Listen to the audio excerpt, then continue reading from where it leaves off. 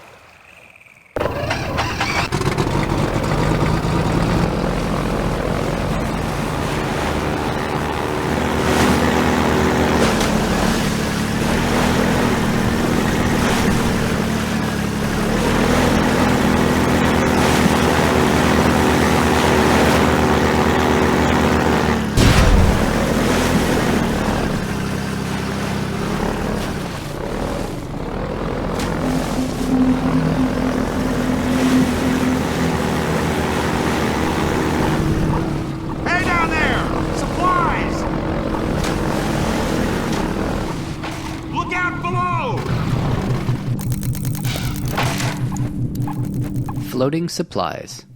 In the alpha playtest, the canals were sprinkled with floating supply crates that players could smash with the airboat to collect the supplies inside.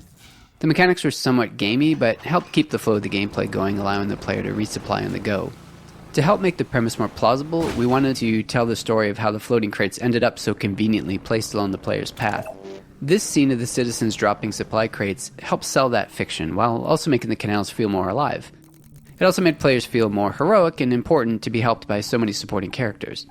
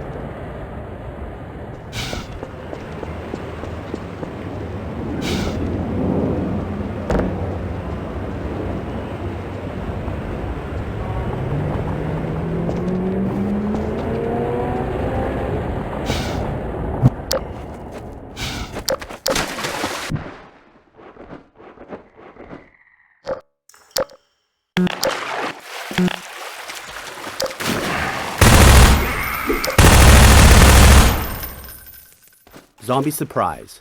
There's a little bit of a cheeky jump scare in this sewer pipe. Players wander in here, all focused and curious, and then an underwater zombie pops up, almost always scaring the pants off of playtesters. One fell completely out of their chair, and we marked that moment as a success.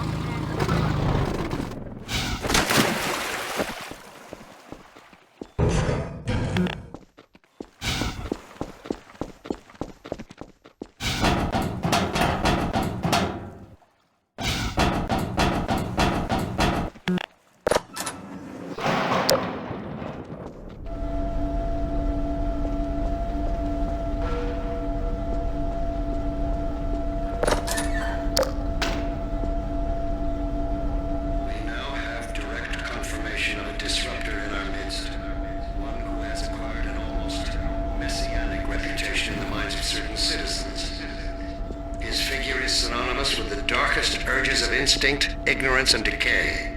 Some of the worst excesses of the Black Mesa incident have been laid directly at his feet. And yet unsophisticated minds continue to imbue him with romantic power, giving him such dangerous poetic labels as the one free man, the opener of the way. Let me remind all citizens of the dangers of magical thinking. We have scarcely begun to climb from the dark pit of our species' evolution. Let us not slide backward into oblivion, just as we have finally begun to see the light. If you see this so-called free man, report him. Civic deeds do not go unrewarded, and contrariwise, complicity with his cause will not go unpunished. Be wise. Be safe. Be aware. Grenade intro.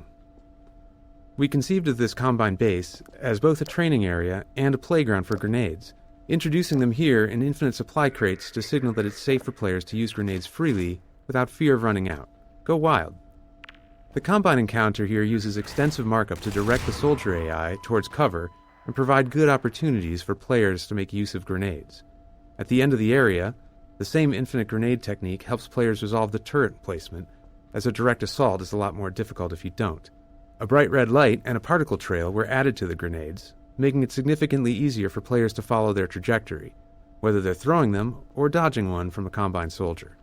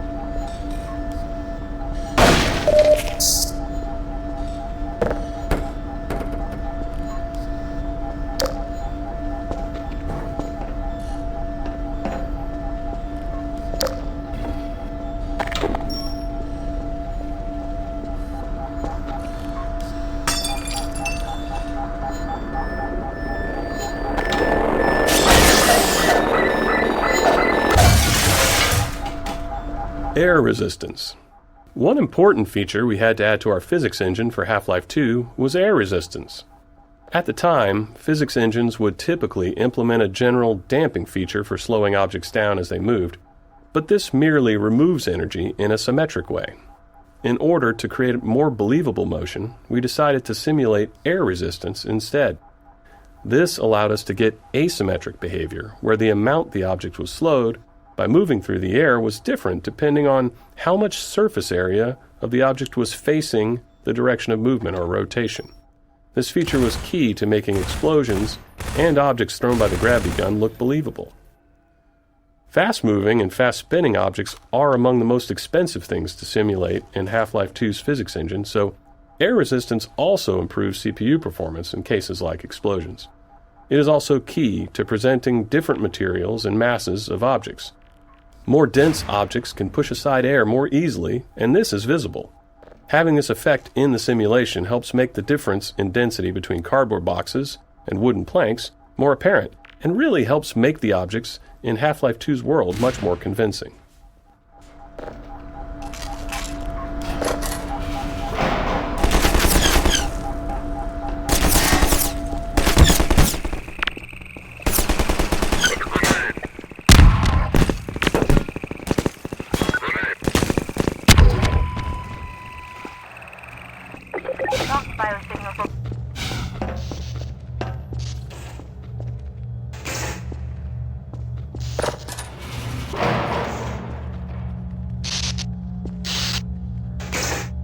Puzzle layers.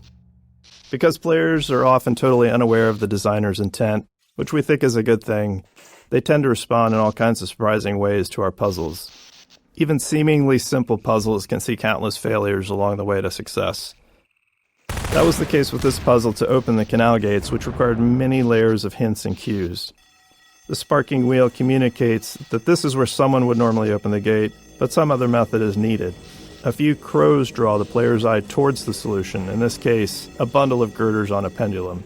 As grenades have been thoroughly introduced, we originally wanted players to throw one to break the wooden support structure, but that wasn't obvious enough.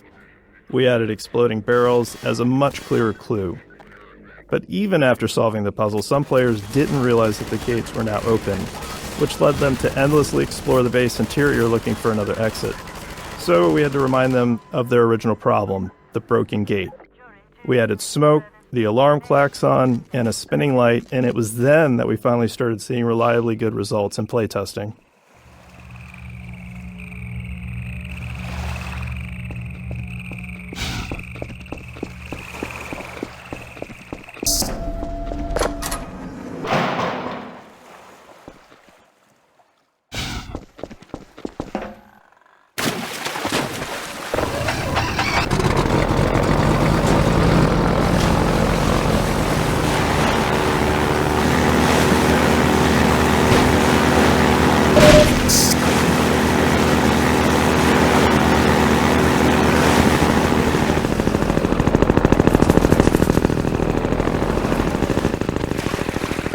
Cop Strafing. The initial design of the airboat levels aimed to challenge players with tight maneuvers under pressure from Metrocops.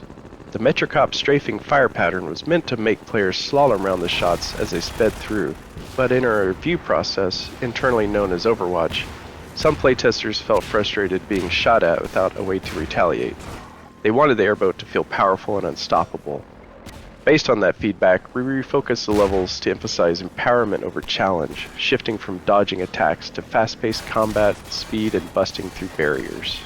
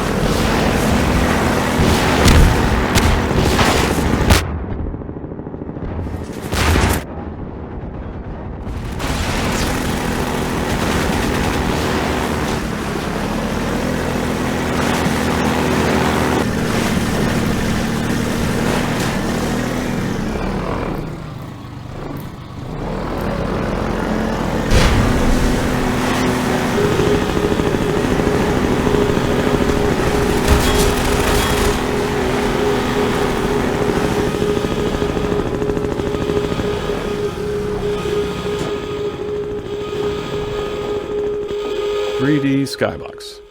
We've always needed to render a world that feels larger than our map limitations allow.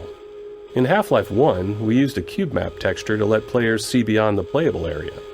But in Half-Life 2, we wanted that view into the larger world to be dynamic, not just a static texture.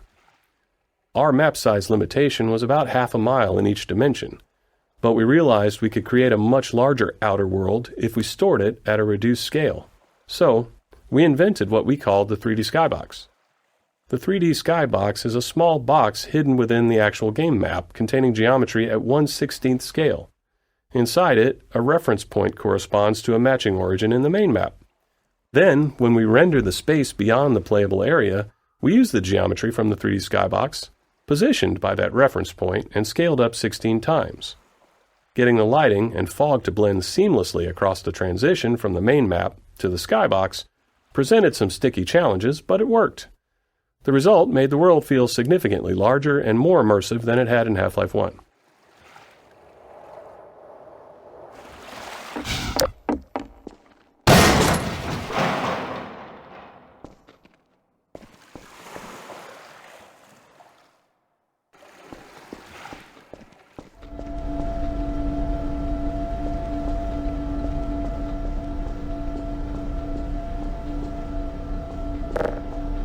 .357 Intro. The Magnum, unlike the basic handgun with its slower rate of fire, is meant to be fired in a more measured, calculated way, dealing catastrophic damage to your target. Earlier versions of the Magnum had a bit of random dispersion, which we felt fit the heft and the less sensitive trigger pull of the larger pistol. However, this led to anticlimactic moments where players would carefully line up a shot only to miss due to the accuracy penalty. To address this, we made the first bullet perfectly accurate, with each subsequent shot becoming less accurate as you blasted away. VMPI. During development, we became increasingly frustrated with our slow gameplay iteration speeds, mainly because map compilation, needed to pre-compute lighting and visibility, was taking hours. Computers in 2000 were far slower than today's, and they had only a single CPU core each. Inspired by SETI at Home, a distributed program that used PCs worldwide to analyze radio waves for signs of extraterrestrial life, we built VMPI, which was our own distributed system that spread the map compilation process across many office computers. Today, these kinds of distributed systems run on giant GPU clusters, but at the time we just ran it on all the computers in our office. To deal with how our lighting code was evolving as quickly as our maps were, VMPI also distributed new exe files to everyone's computer too. In retrospect, this was a pretty terrifying security concept, just awfully bad. It's like the stuff of nightmares for IT folks, because we were sending an arbitrary executable to all of our work PCs and they would just run it. It was absolute madness. But it worked for us, and it did significantly increase our map iteration speed, and as a result, it ended up being a crucial tool.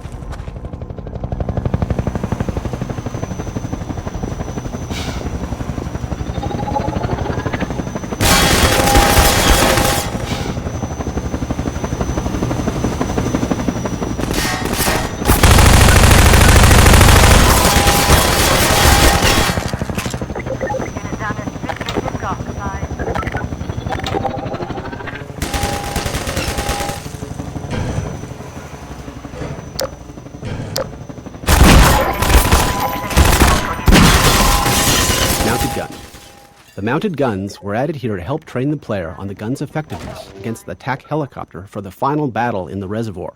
This was necessary because up to this point, the helicopter was invulnerable to the player's weapons, and we had to give some indication that it could be harmed with larger weaponry.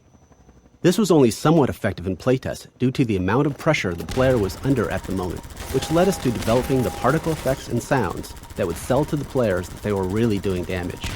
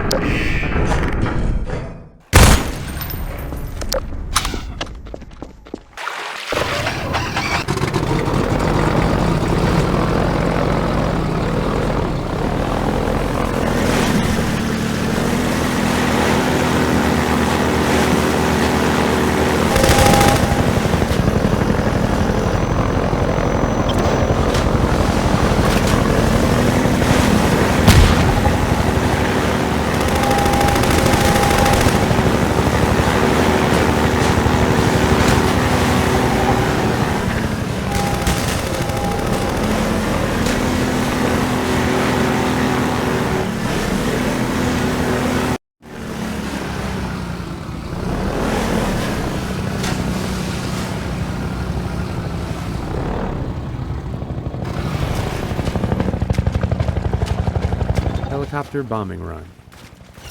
This is another example of us creating movement hazards while driving the airboat. The helicopter attempts to stay in front of the player when dropping bombs, and if the player backtracks, it switches to hovering and turns to attacking the player.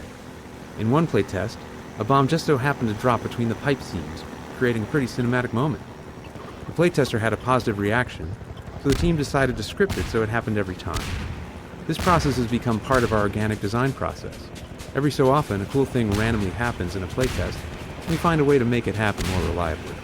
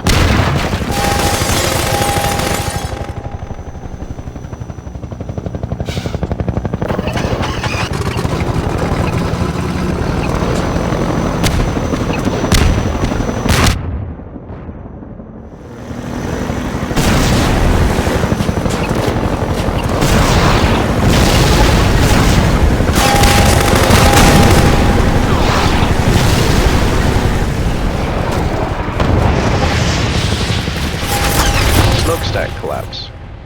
When making a cinematic action game like the first Half-Life, we'd always wanted to make some big, spectacular destruction sequence, but we were never quite able to do anything like that. Half-Life 2's physics introduced a system for breaking physics small objects, such as crates, into pieces, which provoked the idea of doing something much bigger. We took a leap and tried breaking a smokestack into pieces as it fell. So we experimented with the masses until it felt better, refined the model, and added lots of smoke and audio to sell the effect. And there we had it. We had our big spectacular destruction moment. Ultimately, our physics made the sequence just barely possible in a way that maybe seems quaint by modern standards, but felt really awesome at the time. Because the simulation was unique every time we ran it, we had to take steps to avoid completely blocking the player's path with the big chunks of debris. The success of this sequence whet our appetites for the much higher fidelity cinematic physics destruction effects next seen in Episode 2.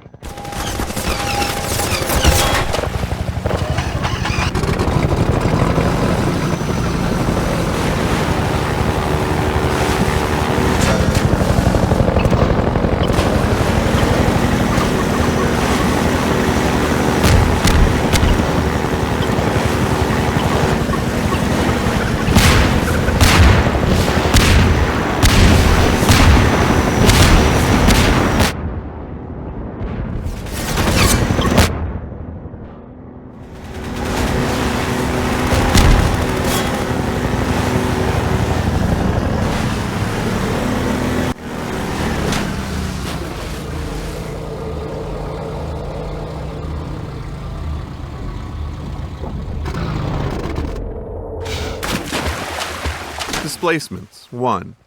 After Half-Life 1 shipped, our level designers and artists wanted a better solution for outdoor environments, so we built the first version of our terrain system.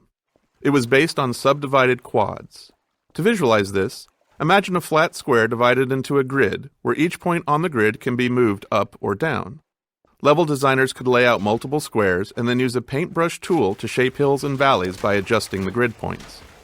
For rendering, we used a special blended texture, which combined two different textures.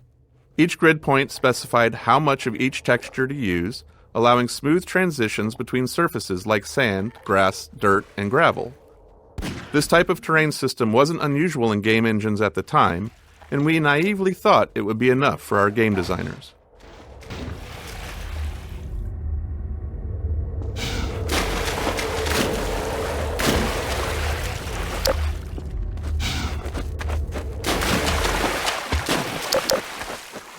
Washing machine puzzle. We created the washing machine physics puzzle late in development, after playtesting indicated that players needed some downtime from the relentless pressure from the helicopter. Pacing contrasts like this can accentuate the high moments by resetting the player's emotional state and warding off exhaustion or even boredom. It was a positive sign that players reacted so strongly to all the work done to make the helicopter truly menacing, but if we didn't manage the stress of it, fatigue set in, which quickly started to feel like monotony rather than excitement.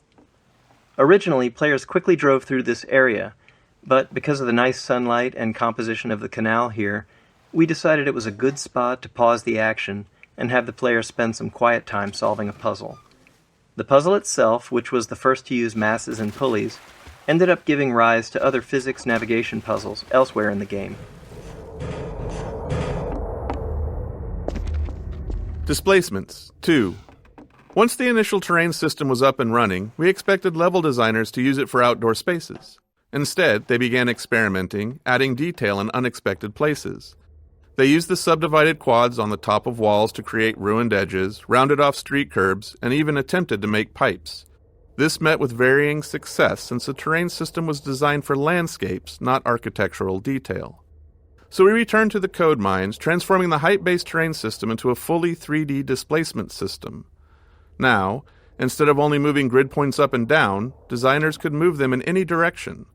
This allowed them to add extra detail to all kinds of surfaces using blended textures to smooth transitions between the displacement quads and the BSP geometry.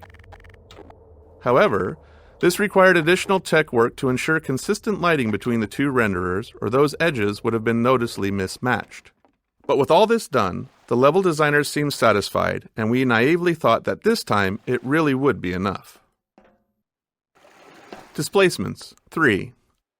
With the general displacement system in hand, level designers didn't stop at adding detail to the world and returned to their original goals of building large-scale outdoor sections. This led to another round of updates to balance performance, ensuring the system could handle both fine detail and larger ground terrain. Texturing had to improve as well, especially to support complex structures like overhanging cliffs that weren't possible with the original height-based system. Designers, never one to rest on their laurels, also started using displacements to create caves and tunnels. While these additions looked great, they required even more technical adjustment. Eventually, we managed to wrangle the competing requirements of all the ways that displacements were being used, and they shipped in large sections of our game world. Looking back, displacements are a clear example of how technology and game design evolved together. It's a chicken and egg problem. We can't foresee all the ways a piece of tech will impact the game, but we also can't build the tech without knowing what it needs to accomplish. So, as is always the case, we have to build something.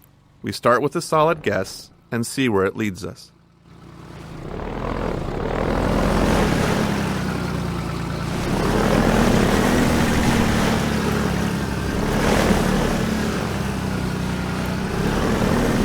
Hey! You're Freeman, aren't you? Well, I wouldn't believe it if I couldn't see it with my own eyes. Dr. Gordon Freeman himself.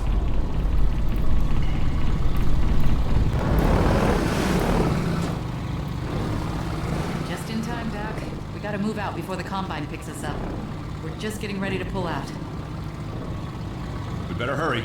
We gotta tear down this camp and get out of here. Greetings to the Freeman. Come on in. I'll show you what you're up against.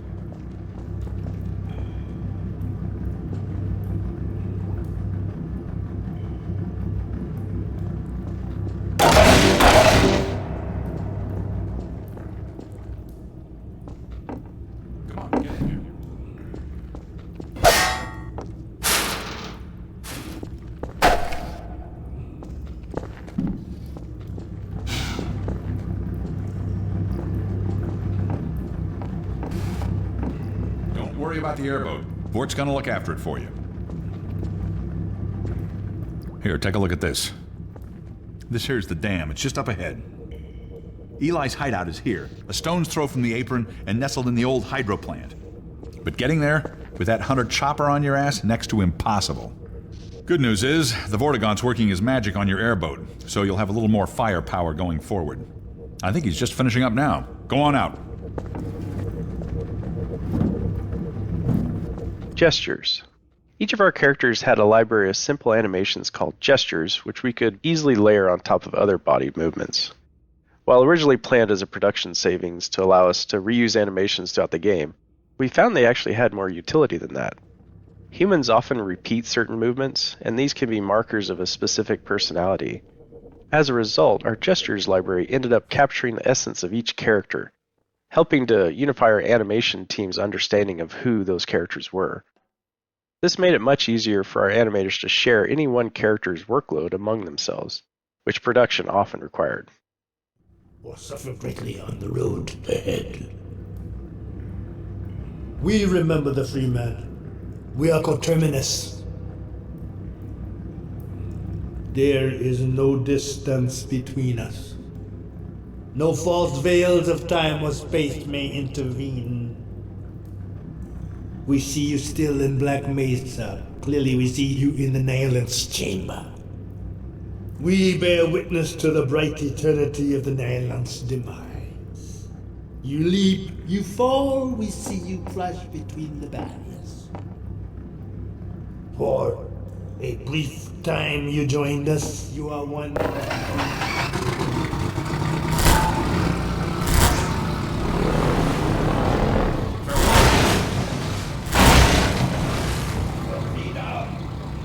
Give 'em hell, Doc.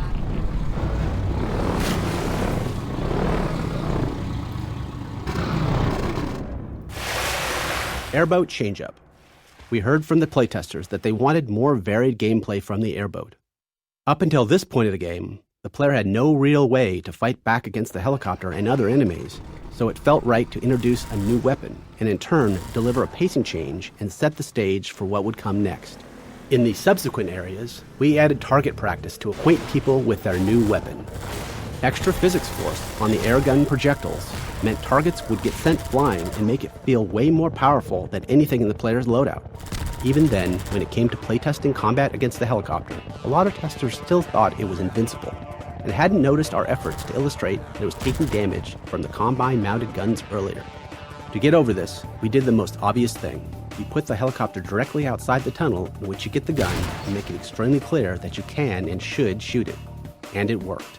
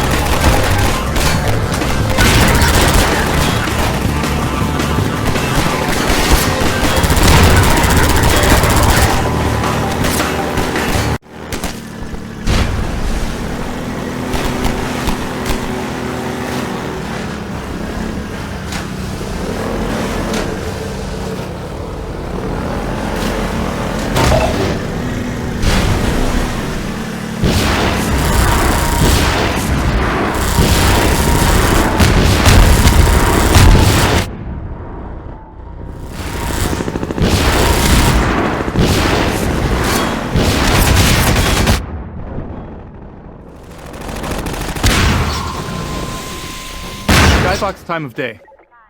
The skybox and fog color changes incrementally during this chapter. This is meant to visually represent the passage of time as the player journeys through the canals and the chapter.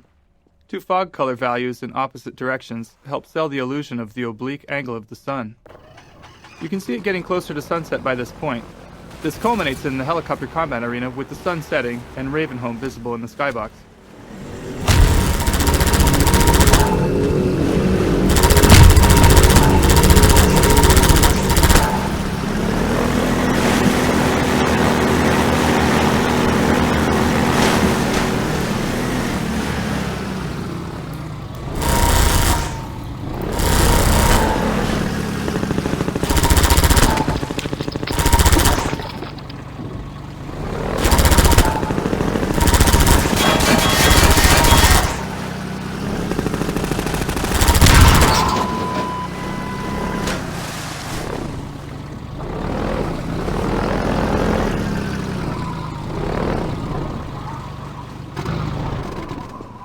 A Half-Life game is an ultimately linear experience, but we're always looking for ways to break up the player path and create non-linearity at level scale. This lambda cache, replaced with a zombie and headcrab ambush, was entirely optional and built only to add some of that non-linearity to this section of travel through the canals.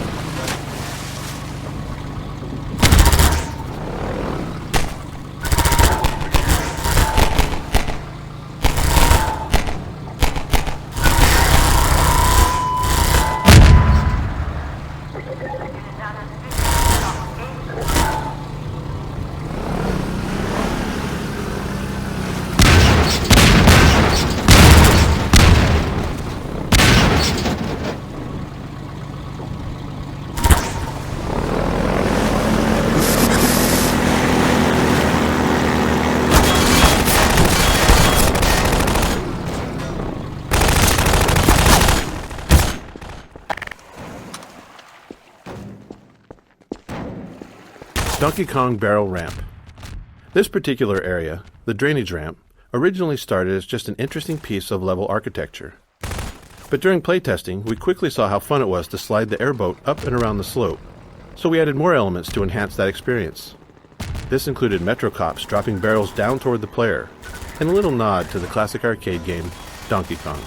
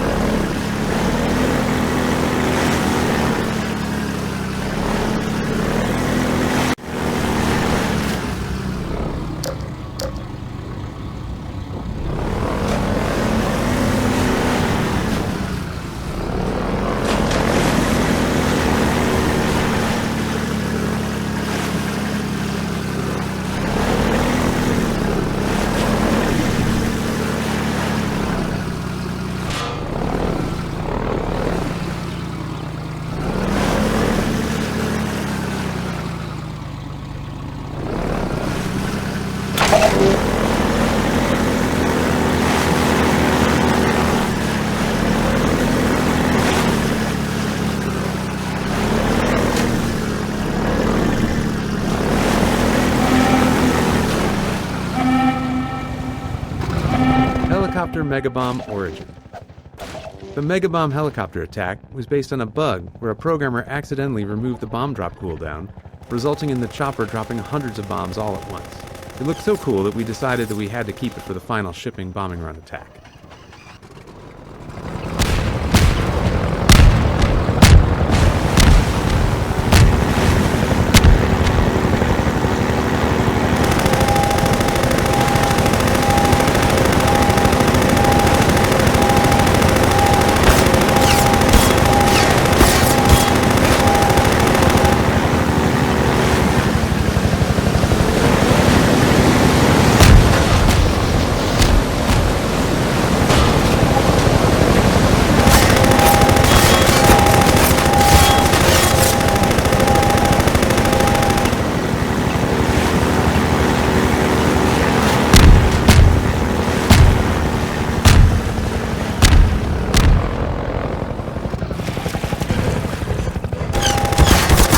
Arena exit gate.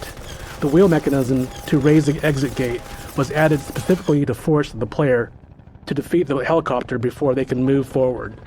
We often refer to elements like this as gating the player, using design elements to keep them from progressing until they've completed a necessary task. Here, it's quite literally a gate.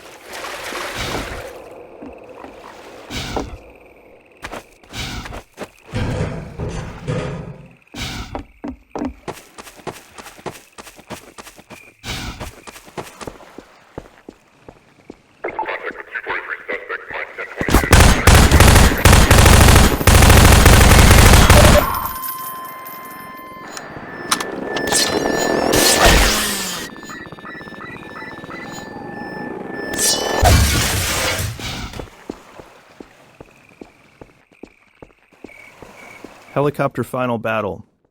We designed this area as the arena for the final showdown between the player and the Combine attack helicopter. It's the player's chance to finally eliminate the relentless enemy that's been hunting them since fleeing underground after leaving Kleiner's lab. This area went through many iterations to get right. It needed ample space for fast-paced vehicle combat, a smooth movement flow with clear path options, and reliable performance. We also aimed for visual clarity suited to combat, striking but not overly noisy, while ensuring it would serve as a memorable vista once the helicopter is destroyed.